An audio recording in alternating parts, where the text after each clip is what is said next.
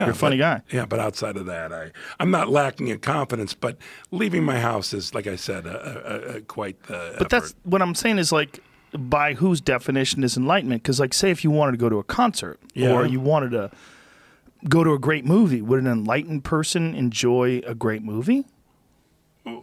I would think my version of an enlightened person would, in fact, enjoy a great movie.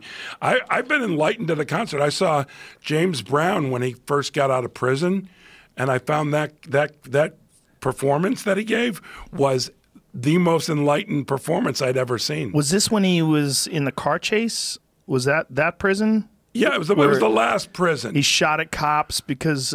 I believe so, yeah. That one was someone else used his bathroom, right? Isn't that what happened? Someone took a shit? I actually don't know. I know that he got in trouble with the cops. But maybe it was Texas. I don't know.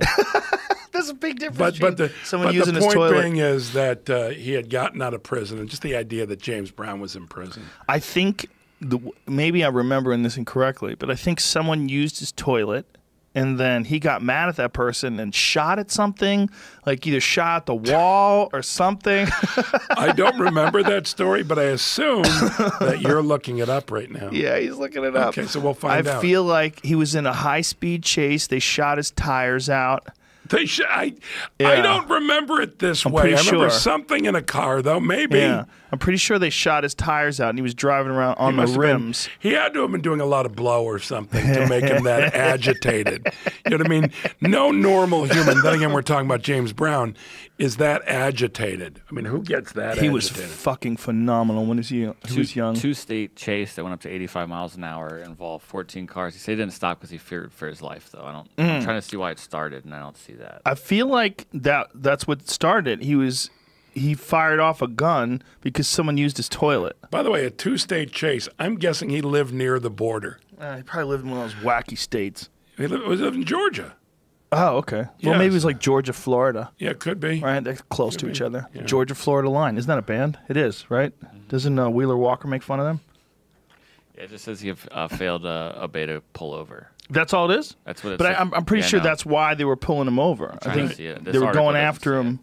I might be wrong about that.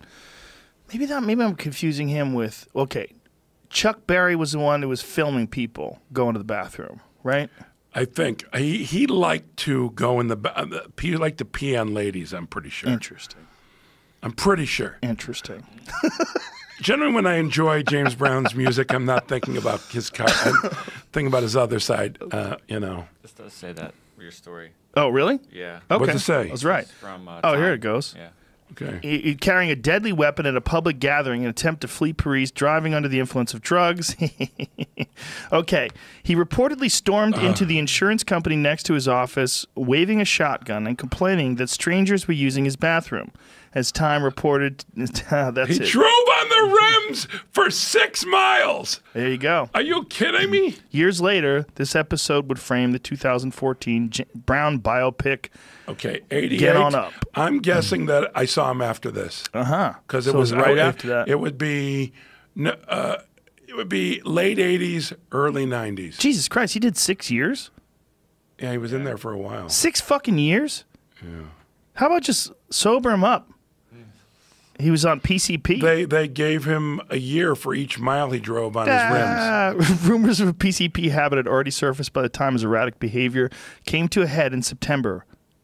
Wow. PCP is a tricky one, He sang in the prison choir. I bet he did. Shit, imagine you go to jail for like stealing a car and your fucking cellie is James Brown. You're like, hey, buddy, what do you want to do? Yeah, that's something. That's a hell of a story. Yeah, help him write some songs. Get on up.